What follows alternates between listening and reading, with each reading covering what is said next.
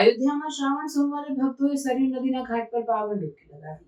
આ શ્રાવણ મહિનાના પવિત્ર સોમવારે અયોધ્યામાં ભક્તોએ શ્રદ્ધાપૂર્વક સરયુ નદીના ઘાટ ઉપર પવિત્ર ડૂબકી લગાવી છે. અસંખ્ય ભક્તો સવારથી જ સરયુ નદીના કિનારે પહોંચી પારંપરિક રીત રિવાજ પ્રમાણે પાવન સ્નાન કરીને શ્રાવણ માસના સોમવારના મહત્વને ઉજવવા ભેગા થયા હતા.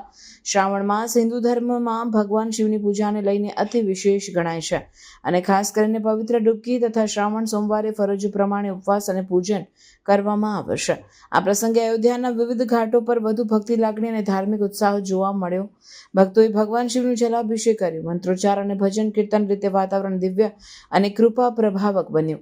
અનેક ભક્તો પરિવાર સાથે આવ્યા હતા અને લોકોએ માયા કલ્પના કરતા શાંતિ અને આત્મવિશ્વાસનો અનુભવ કર્યો.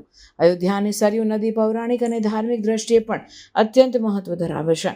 અહીં તીર્થસ્થાન કરવા અનેક લોકો દૂર દૂરથી આવે છે. ભાગ્યશાળી માટે શ્રાવણ માસમાં આવા સ્નાન અને શિવ પૂજનથી મનવાંછિત ફળ મેળવાય છે એવી ધારણા છે. આ પવિત્ર સોમવારે હજારો ભક્તોએ સરયુમાં ડૂબકી લગાવી પોતાની શ્રદ્ધા દર્શાવી અને ભગવાન શિવની કૃપા મેળવવાની કામના કરી.